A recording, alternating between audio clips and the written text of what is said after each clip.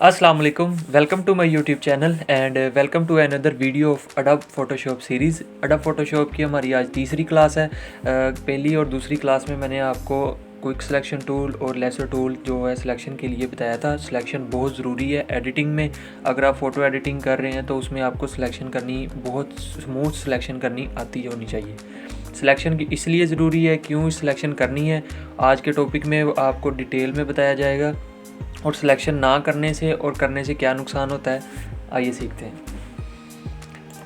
कल हमने सिलेक्शन की थी, यही पिक्चर्स मैंने लिए। आज मैंने 2 पिक्चर लिए हैं, वो क्योंकि हमने एडिटिंग का थर्ड स्टेप देखना है आज कौन सा है। पहला तो हमने आपको सिलेक्शन टूल बताया, जिसमें आप क्विक सिलेक्शन टूल भी यूज़ कर सकते हैं। सबसे बेस्ट क्विक सिलेक्शन टूल है। और अगर आप सीसी वर्जन यूज़ कर रहे हैं फ़ोटोशॉप का, तो उसमें आपके पास एक क्विक सिलेक्शन टूल में ऑब्जेक्ट सिलेक्शन टूल भी होता है, वो बहुत ही कमाल का है। अब सिलेक्शन के बाद आपका जो थर्ड प्रोसीजर है एडिटिंग में, वो होता है हेयर स्टाइल। अगर आप हेयर स्टाइल को इन्हांस करना चाहते हैं, जैसे आपने देखा होगा कि हेयर जो स्टाइल करना चाहिए बॉयज़ के लिए ज़्यादातर होता है ये। अगर आप उसको इम्प्रूव करना चाहते हैं तो उसके लिए हमें क्या करना चाहिए, एक क्विक सिलेक्शन के बगैर करके दिखाऊंगा, एक सिलेक्शन के साथ, और आपको खुद ही समझ आ जाएगी कि सिलेक्शन क्यों ज़रूरी है। अब ये हमारे पास पिक्चर है, यहाँ पे लॉक वाला सीन जो मैंने ओपन कर लिया, इस पर जब आप डबल क्लिक करेंगे तो वो अनलॉक हो जाएगी लेयर। उसके बाद आपने कीबोर्ड से Ctrl+Shift+X प्रेस करना है, ठीक है। ये इसकी शॉर्टकट की है जो हमने आज उसकी लिए पढ़ना है, जिसको हम कहते हैं हेयर स्टाइल को इम्प्रूव करने के लिए। ये एक स्पेसिफिक चीज़ नहीं है अडोब फोटोशॉप में कि इसी के साथ हो, और भी मेथड होंगे, और भी कुछ काफ़ी ज़्यादा लोगों को आते भी होंगे कोई दूसरे मेथड, लेकिन सबसे अच्छा और सबसे बेस्ट जो यही है लिक्विफाई, जिससे आप हेयर स्टाइल जो अच्छी तरह बना सकते हैं। अब मैं इसको थोड़ा सा जूम कर लेता हूँ। आपके पास ये पैनल ओपन हो जाएगा जो कि लिक्विफाई का है। सबसे फर्स्ट वाला, ये सारे जो है कि किस लिए इस्तेमाल होते हैं ये मैं आपको बताऊंगा। सबसे फर्स्ट वाला जो फॉरवर्ड रैप टूल है, ठीक है, इसको आप किसी और चीज़ के लिए भी इस्तेमाल कर सकते हैं। मैंने आपको तरीका बताना है लेकिन एडिटिंग के लिए, ठीक है। आप इसको एडिटिंग के अलावा अगर किसी चीज़ में या कहीं आपको कोई टास्क मिला है, वो उसके लिए भी आप यूज़ कर सकते हैं। बेसिकली ये होता है, आप किसी चीज़ को बढ़ा सकते हैं इससे। अब ये यहाँ पे इसका साइज़ आ रहा है, आपने साइज़ चेक कर लेना है आपके जो हेयर स्टाइल से ज़्यादा बड़ा ना हो ब्रश का साइज़। अब ये मैंने थोड़ा ज़्यादा छोटा कर दिया थोड़ा सा इसको। अब आपने हेयर स्टाइल को बढ़ाना है, तो जहाँ जहाँ से भी बढ़ाना है आप उसको माउस के साथ टच करके लेफ़्ट क्लिक के साथ आप उसको ऊपर कर सकते हैं, ठीक है, जहाँ से भी आपने करना है। लेकिन यहाँ से नीचे से पकड़ के नहीं करना, एंड पॉइंट जो होता है ना हेयर्स का, वहाँ से पकड़ के करना है, ठीक है, ताकि आपके बाकी जो हेयर्स हैं वो ख़राब ना हो। अब ये जितना जितना आपको अच्छा लग रहा है आप उतना इसको इन्हांस कर सकते हैं, ठीक है।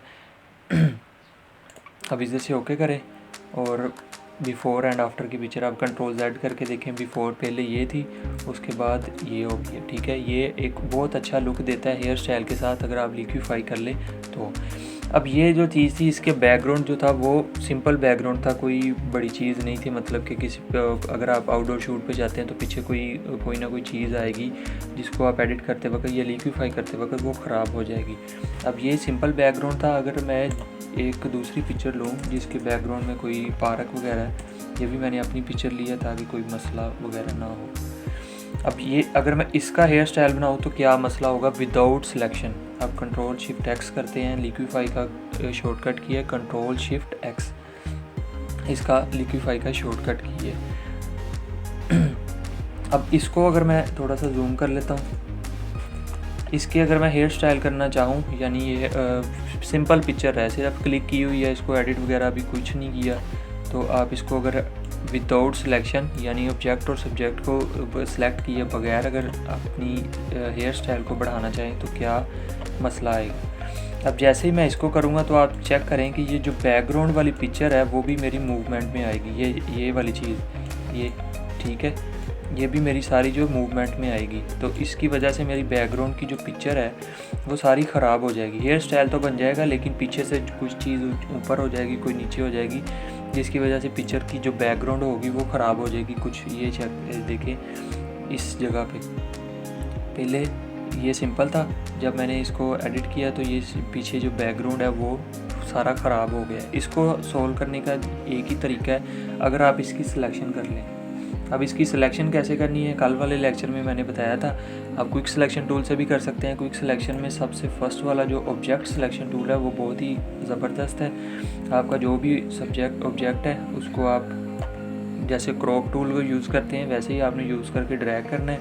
वो आपके ड्रैग के अंदर जो भी चीज़ आएगी सब्जेक्ट के रिलेटेड वो उसको सिलेक्शन कर देगा, ठीक है। जो थोड़ी बहुत उसमें बाकी बचेगी जैसे ये वाली चीज़ है वो आप क्विक सिलेक्शन टूल के साथ कर सकते हैं। ये भी मैंने कल आपको बताया था सेकंड लेक्चर में कि नेगेटिव वाला और पॉजिटिव वाला कब यूज़ करना है, ठीक है। अब हमारी तकरीबन जो सिलेक्शन है वो कंप्लीट है। अब ये अगर बैकग्राउंड आपका काफ़ी ज़्यादा एक्सपैंड है तो इसके लिए एक चीज़ और करनी है। पहले तो आपने इसकी कंट्रोल जे से लेयर न्यू बना ली, ठीक है।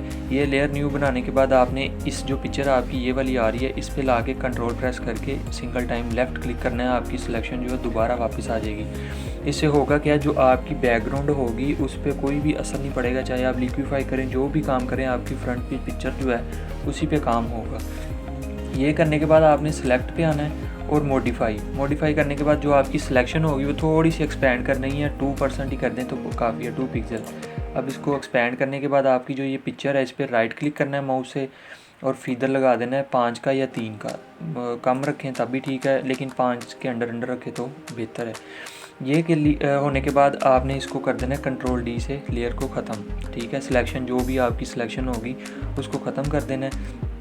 अब आपने जाना है कंट्रोल शिफ्ट एक्स में, यानी अगेन हमने वो जो अपने हेयर स्टाइल की जो शॉर्टकट की है उसको ओपन कर लेना। अब आप देखें ये बैकग्राउंड वाली जो भी पिक्चर थी वो हमारे पास नहीं आएगी क्योंकि हमने उसको सेपरेट कर लिया।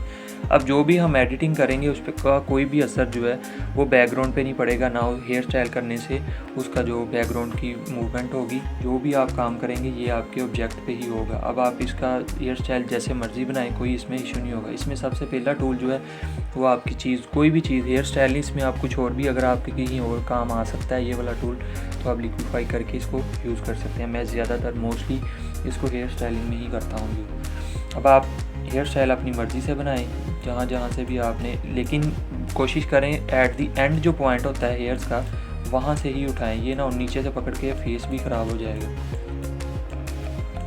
ठीक है।